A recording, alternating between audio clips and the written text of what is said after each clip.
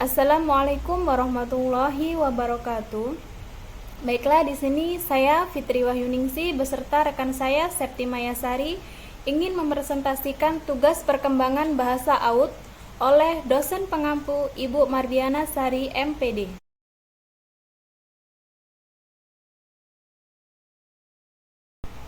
Dengan subbahasan materi yang pertama, tahapan perkembangan bahasa AUD, dan yang kedua, teori perkembangan bahasa nativisme, behaviorisme, dan kognitivisme. 1. Tahapan perkembangan bahasa AUD. Pembahasannya yaitu perkembangan bahasa AUD usia 0 sampai 6 bulan.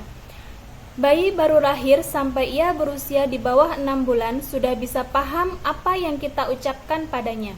Jadi, bila kita bersuara atau membunyikan benda bersuara di dekat si kecil, ia akan langsung menoleh ke arah sumber suara atau sumber bunyi tersebut.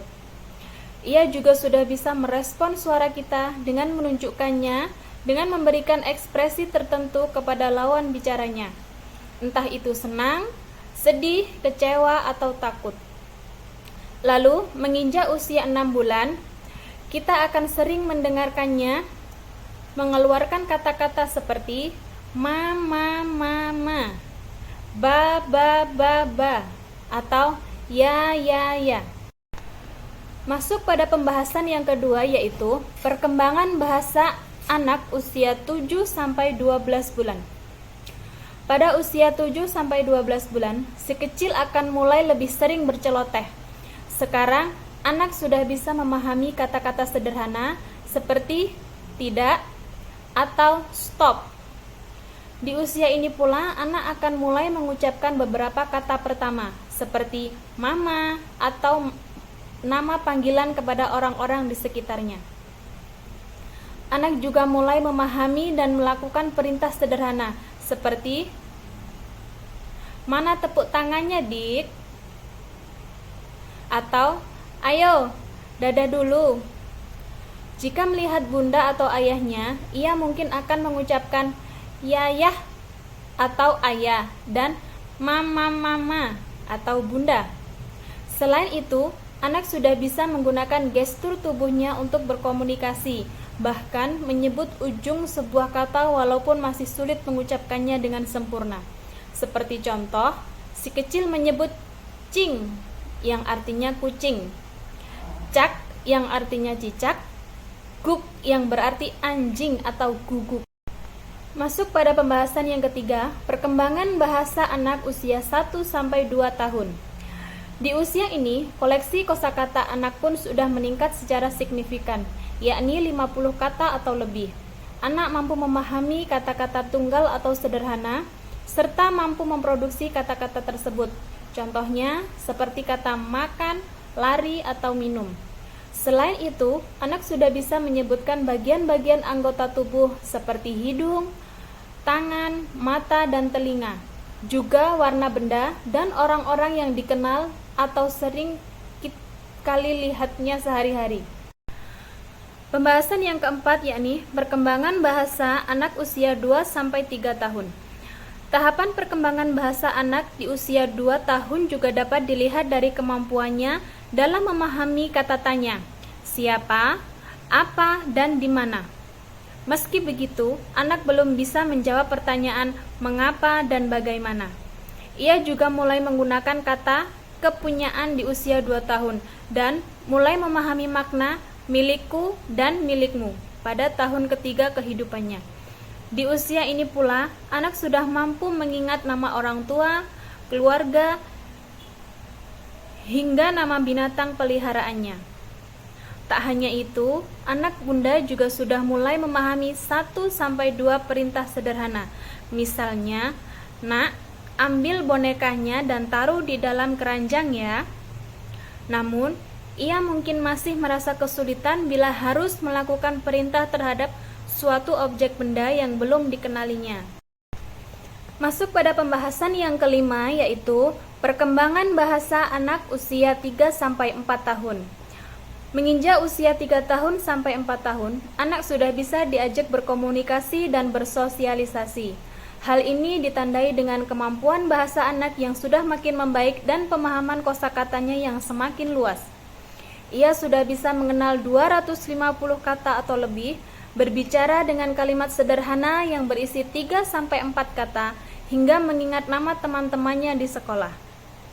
Ketika sudah bersosialisasi dengan teman sekitar, anak akan mulai mempertanyakan banyak hal kepada bunda dan ayah.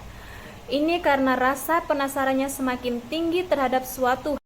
Baiklah, masuk pada pembahasan yang keenam, perkembangan bahasa anak usia 4-5 tahun. Di usia ini, anak tumbuh menjadi makhluk sosial yang dapat berinteraksi dengan orang lain. Selain itu, ia akan menjadi lebih aktif bicara sebagai cara mengekspresikan kebutuhannya. Selain sudah bisa menyebutkan nama dan umurnya sendiri, anak sudah dapat melakukan percakapan dengan menggunakan banyak kosakata. Umumnya, anak usia ini sudah memiliki 1000-2000 kosakata yang dipilihnya. Ia juga sudah bisa berbicara 5-6 kalimat dengan jelas. Ia pun sudah mahir mengucapkan beberapa kata dari lagu atau cerita anak-anak. Ia bisa pula berbicara tentang kejadian hari itu. Misalnya, "Bunda, kakak tadi main sepeda." Anak juga sudah dapat berhitung lebih dari 10, mengenali beberapa huruf seperti yang ada pada nama anak, serta mengikuti 2 hingga 3 perintah sekaligus. Contohnya, "Ayo nak, mandi dulu, terus gosok gigi, habis itu baru makan ya." Anak juga sangat suka bernyanyi dan mengarang kata. Ia juga sudah bisa menjawab pertanyaan sederhana yang dilontarkan oleh orang tuanya, seperti, "Dik, kalau sisir untuk apa sih?" Ia akan mantap menjawab, "Sisir gunanya untuk menyisir rambut." Selanjutnya yaitu teori perkembangan bahasa, nativisme, behavioris, dan kognitivisme. Dalam perkembangan teori perkembangan bahasa nativisme untuk audiolingual, fokusnya adalah pada pemahaman bahwa manusia memiliki kemampuan bawaan untuk belajar bahasa yang dapat dipicu melalui lingkungan dan pengalaman. Dalam pembelajaran bahasa AUD, ini berarti bahwa kita memiliki predisposisi genetik untuk memahami struktur dasar bahasa yang mereka pelajari. Guru menggunakan pendekatan AUD untuk memicu dan mengembangkan kemampuan bawaan ini melalui latihan berulang, drill, dan imitasi, sehingga memfasilitasi proses pembelajaran bahasa yang efektif. Dengan demikian, teori perkembangan bahasa nativisme tetap menjadi landasan penting dalam pendekatan AUD terhadap pengajaran dan pembelajaran bahasa. Berikut adalah beberapa cara menerapkan teori perkembangan bahasa nativisme pada individu dengan AUD. 1. Stimulasi bahasa sejak dini. Berikan stimulasi bahasa yang kaya sejak dini, bahkan sebelum diagnosis AUD. Ini bisa melibatkan pembacaan buku, bernyanyi, dan berbicara kepada bayi atau anak dengan menggunakan bahasa secara konsisten. 2. Pemberian terapi bahasa. Berikan terapi bahasa yang sesuai dengan kebutuhan individu dengan AUD.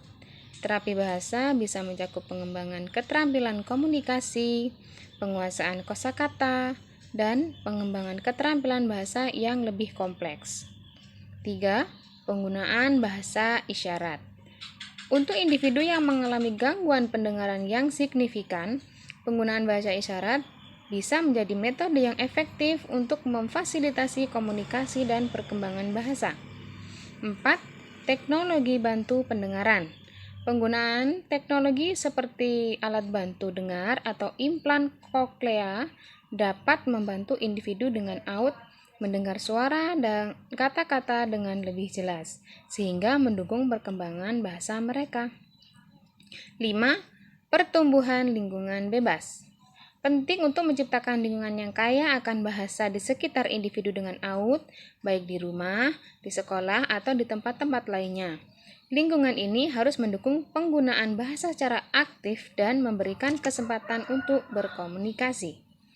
Melalui pendekatan yang holistik dan mendukung penerapan teori perkembangan bahasa nativisme, dapat membantu individu dengan gangguan pendengaran untuk mengembangkan keterampilan bahasa yang optimal sesuai dengan potensi bawaan mereka. Selanjutnya yaitu teori behaviorisme. Dalam konteks gangguan pendengaran AUT, teori perkembangan bahasa behaviorisme mengendaikan bahwa individu dengan gangguan pendengaran akan belajar bahasa melalui proses stimulus respon, tetapi mungkin mengalami tantangan tambahan karena keterbatasan pendengaran mereka. Dalam hal ini, pendekatan penguatan dan imitasi tetap penting. Tetapi, penggunaan alat bantu dengar atau terapi wicara mungkin juga diperlukan untuk membantu dalam pembelajaran bahasa. Intervensi yang tepat dan dukungan yang diberikan kepada individu dengan gangguan pendengaran sangat penting dalam memfasilitasi perkembangan bahasa yang optimal. Nah, beberapa langkah yang bisa diterapkan yaitu 1. Penguatan positif. Memberikan penguatan positif dalam bentuk pujian, penghargaan atau hadiah setiap kali individu dengan AUT menggunakan bahasa secara efektif. Ini dapat memperkuat perilaku bahasa yang diinginkan. 2. Modeling. Menyediakan model atau contoh tentang cara-cara menggunakan bahasa secara tepat. Ini bisa dilakukan dengan berbicara secara jelas dan lambat, serta menunjukkan gerakan bibir dan ekspresi wajah yang sesuai. 3. Pemberian umpan balik. Memberikan umpan balik yang jelas dan konkret tentang penggunaan bahasa individu dengan AUT. Dengan memberikan umpan balik yang konstruktif, individu dapat memahami mana yang benar dan mana yang perlu diperbaiki. 4. Pembelajaran berbasis tugas. Merancang aktivitas atau tugas yang memungkinkan individu untuk menggunakan bahasa yang konteks, yang bermakna dan relevan dengan kehidupan sehari-hari mereka. Ini dapat mencakup permainan bahasa, peran, atau diskusi kelompok. 5. Pendekatan sistematis. Menggunakan pendekatan sistematis dalam mengajar bahasa yang melibatkan langkah-langkah yang terstruktur dan progresif untuk membangun kemampuan bahasa individu dengan AUT dari tingkat yang lebih besar hingga lebih kompleks. 6. Penggunaan penguat eksternal. Menggunakan penguat eksternal seperti kartu imbalan atau skema poin untuk memberikan insentif kepada individu dengan AUT dan dalam menggunakan bahasa secara aktif dan tepat. 7. Penggunaan rekaman suara. Merekam percakapan atau instruksi dalam bentuk audio yang memungkinkan individu dengan AUT untuk mengakses dan memeriksa kembali informasi bahasa yang telah dipelajari. Melalui penerapan prinsip-prinsip behavioris dengan pendekatan yang sesuai dengan kebutuhan individu dengan gangguan pendengaran, perkembangan bahasa mereka dapat ditingkatkan secara signifikan. Penting untuk memperhatikan keterampilan dan kebutuhan khusus masing-masing individu dalam merancang strategi pembelajaran yang efektif. Teori selanjutnya yaitu teori kognitivisme. Teori perkembangan bahasa kognitivisme menekankan peran penting pemrosesan kognitif dalam pembelajaran bahasa, bahkan dalam konteks gangguan pendengaran. Teori ini menyoroti bagaimana individu menggunakan pengetahuan, pemahaman, dan kemampuan kognitif mereka untuk memahami dan menggunakan bahasa termasuk individu dengan gangguan pendengaran. Dalam konteks AUT, pendekatan ini menekankan pentingnya memahami cara individu memproses informasi secara kognitif dan bagaimana hal tersebut mempengaruhi perkembangan bahasa mereka. Hal ini menyoroti pentingnya strategi pembelajaran yang mempertimbangkan baik aspek kognitif maupun komunikatif individu dengan gangguan pendengaran. Dalam teori ini dapat mempertimbangkan atau melakukan pendekatan berikut. 1. Pemahaman kognitif. Memahami kemampuan kognitif individu dengan AUT untuk memproses informasi. Ini mencakup pemahaman tentang kekuatan dan kelemahan mereka dalam memperoleh, menyimpan, dan mengolah informasi bahasa. 2. Penggunaan strategi pembelajaran. menggunakan strategi pembelajaran yang mengakui kebutuhan kognitif individu dengan AUT. Misalnya, memanfaatkan visualisasi, manipulatif, atau pengalaman langsung untuk membantu mereka memahami konsep bahasa.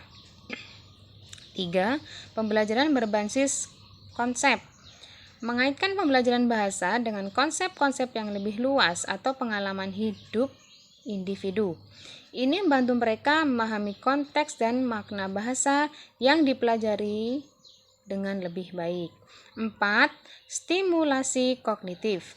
Memberikan stimulasi kognitif yang sesuai seperti mendorong individu untuk memecahkan masalah, membuat asosiasi, atau membuat prediksi dalam konteks bahasa. Ini membantu memperkuat hubungan antara pemrosesan kognitif dan penggunaan bahasa. Yang kelima, penggunaan metode interaktif. Melibatkan individu dengan AUT dalam aktivitas yang mendorong interaksi sosial dan pemikiran kritis. Diskusi kelompok, permainan peran, atau proyek kolaboratif dapat menjadi cara yang efektif untuk memperkuat keterampilan bahasa dan kognitif mereka. 6. Penggunaan teknologi. Memanfaatkan teknologi yang sesuai untuk mendukung pembelajaran bahasa dan kognitif individu dengan AUT. Ini bisa mencakup aplikasi pembelajaran bahasa, perangkat lunak pembelajaran kognitif, atau perangkat bantu dengar yang menyediakan aksesibilitas tambahan. 7. Pengembangan kemampuan kritis. Mendorong individu untuk mengembangkan kemampuan berpikir kritis dalam pemahaman dari penggunaan bahasa. Ini dapat mencakup analisis teks, evaluasi argumen, atau pembuktian pendapat melalui bahasa. Dengan mengembangkan pendekatan pembelajaran yang mempertimbangkan aspek kognitif individu dengan AUT, dapat membantu mereka mengembangkan keterampilan bahasa dan kognitif secara holistik. Penting untuk memperhatikan kebutuhan individual dan memberikan dukungan yang sesuai dengan kemampuan dan kebutuhan mereka.